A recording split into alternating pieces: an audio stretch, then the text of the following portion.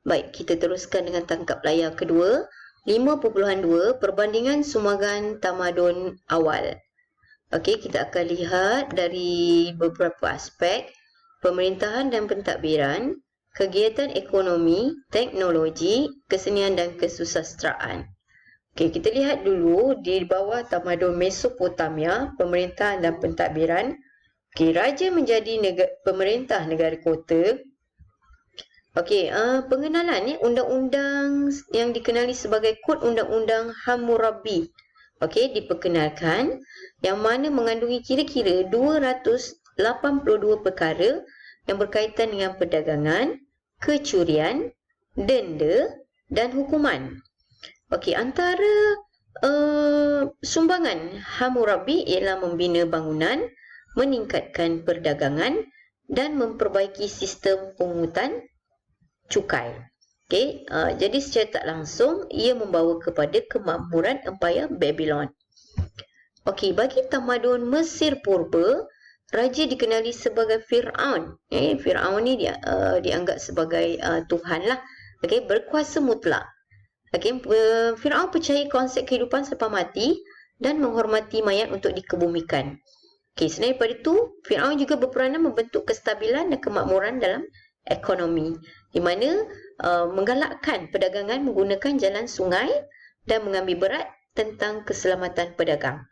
Okey, seterusnya ialah melindungi pedagang dengan menghantar tentera untuk menghadapi ancaman musuh. Okey, bagi tamadun Indus, golongan pendeta memegang teraju pemerintah. Pendeta ni adalah orang yang terlatih untuk menjalankan upacara keagamaan dalam agama Hindu ataupun Buddha lah. Okey. Namun begitu, tidak ada bukti kewujudan pemerintahan beraja di lembah Sungai Indus melalui kajian yang dijalankan oleh ahli-ahli arkeologi. Okey, jadi pendeta mempunyai pengaruh dalam hal pentadbiran dan keagamaan. Okey, bagi tamadun Wang He, sistem politik berasaskan negara kota. Sistem pemerintahan berasaskan dinasti. Okey, di mana keluarga dan masyarakat menjadi unsur utama. Kuasa raja datang dari syurga.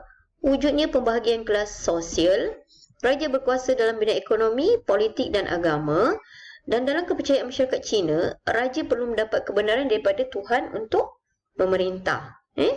Okey, bagi dari aspek yang kedua, kegiatan ekonomi, kita lihat di bawah tamadun Mesopotamia.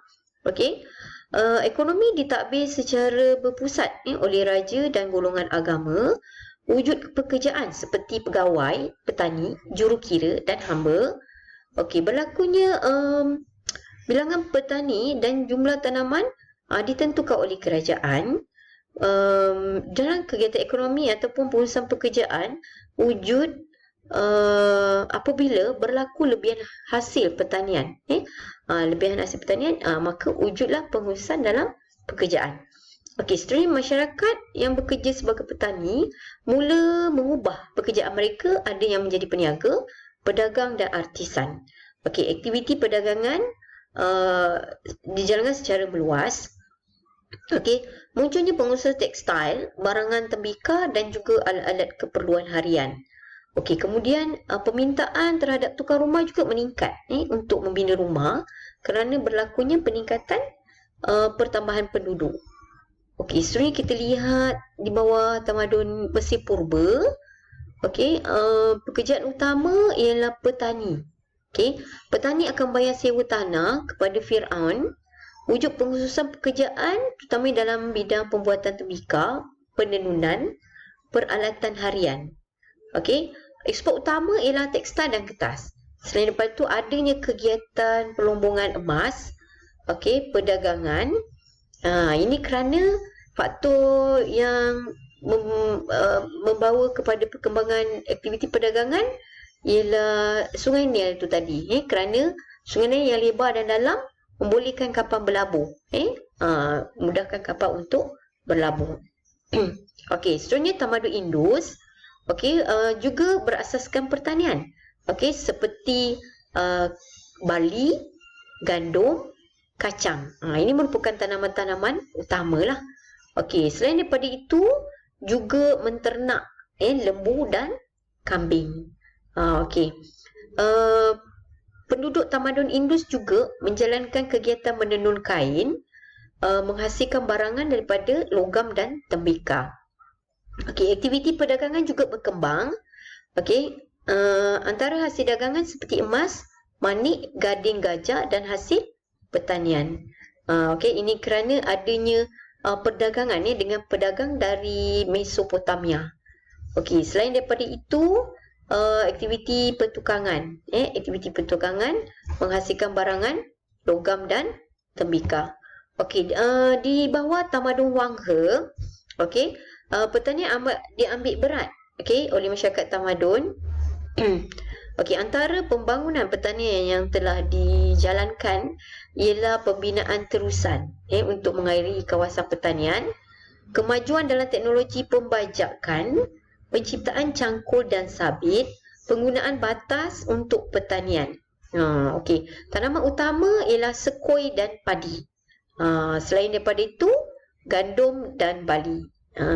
Okey, penternakan juga dijalankan seperti menternak ayam, kambing, lembu dan khinzi. Ini kita lihat teknologi pula. Okey, teknologi yang dihasilkan di bawah tamadun Mesopotamia, antaranya mencipta tulisan. Okey, yang dicipta oleh masyarakat Sumer. Okey, masyarakat Sumer pada 3300 sebelum Masihi yang dipanggil cuneiform. Ini tulisannya yang ada pada dinding-dinding bangunan. Okey, mencipta roda. Okey, selain daripada itu, bidang perubatan, astronomi, matematik. Matematik di mana mencipta sistem nombor berasaskan 60, membahagi masa kepada 60 minit, bulatan dibagi kepada 360 darjah, mencipta pelbagai formula untuk mengira segitiga, bulatan dan bentuk geometri. Untuk pertanian, teknologi dihasilkan dalam sistem tali air dan mencipta bajak. Okey, itu tadi roda. Okey, mencipta roda.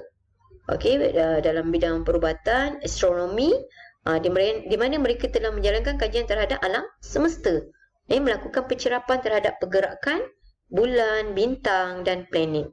Okey, perhiasan pula menghasilkan mencipta emas. Okey, roda, mencipta saur, dan mereka cipta berasaskan gangsa. Okey, itu teknologi. Okey, teknologi di bawah tamadun Mesir Purba seperti sistem tulisan. Okey, hieroglif, tulisan yang telah dicipta ditemui pada dinding-dinding makam dan batu. Okey, kemudian dalam bidang astronomi, pengenalan sistem kalender 12 pusingan bulan, 365 hari setahun. Turut dicipta jam berasaskan putaran matahari bagi mengurus masa. Okey, seterusnya kita lihat penciptaan kertas. Okey, menghasilkan kertas yang dikenali sebagai papirus. Okey, pokok papirus diambil daripada batang pokok papirus yang tumbuh subur di lembah Sungai Nil, kemudian dilepirkan sebelum dijadikan kertas. Okey, kemudian dicipta dakwat hitam untuk ditulis pada papirus tadi. Okey, kemudian perubatan. Okey, di mana ahli perubatan Mesir Purba mencipta pelbagai jenis ubatan bagi merawat manusia dan haiwan. Selain daripada itu, kemahiran dalam mengawet dan menyimpan mayat. Okey, seterusnya di dalam tamadun Indus. Okey, seni bena. Okey, terdapat teknologi dalam seni bena. Di mana mereka mampu membina bandar terancang seperti Mohenjo-daro dan Harappa. Okey, buktinya di mana pembinaan bandar ini menggunakan pelan grid, mengikut grid yang tepat. Sistem kumbahan, punya sistem peparitan dan pembentungan, dan penggunaan batu bata dibina mengikut ukuran saiz yang tepat. Okey, ini kita lihat juga pengenalan kepada sistem ukuran dan sukatan. Okey, digunakan unit-unit tertentulah. Okey, selain daripada itu pertukangan. Okey, pengetahuan untuk mencipta gangsa, timah, tembaga. Okey, selain daripada itu kelebihan. Ini telah menyebabkan mereka memiliki kemahiran dalam bidang pertukangan logam. Okey, pertukangan logam. Okey, seterusnya di bawah tamadun Wang He. Masyarakat Wang He memberi sumbangan dalam teknologi pertanian. Mereka mencipta peralatan pertanian daripada kayu dan besi. Okey, untuk memudahkan aktiviti pertanian dijalankan, utamanya aktiviti penanaman padi. Okey, selain daripada itu, kemahiran dalam membina terusan. Okey, kemahiran-kemahiran lain dalam bidang menghasilkan mata wang shilling, mencipta peralatan seperti kompas, magnetik, mencipta tulisan daripada lukisan, mencipta benang, sutera, mencipta peralatan daripada besi. Okey, ini kita lihat pula dari aspek kesenian dan kesusasteraan.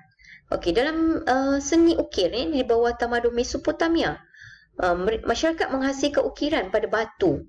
Okey, merakamkan peristiwa untuk merakamkan peristiwa-peristiwa yang telah berlaku, peristiwa-peristiwa penting. Okey, kesusasteraan, okey, penulisan epik dan puisi. Okey, antaranya ialah Enuma Elish, okey, merupakan epik orang Babylon. Okey, seni bina menghasilkan monumen yang besar dan indah.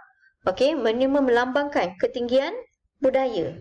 Penciptaan seni bina seperti pembinaan zigurat dan taman tergantung Babylon.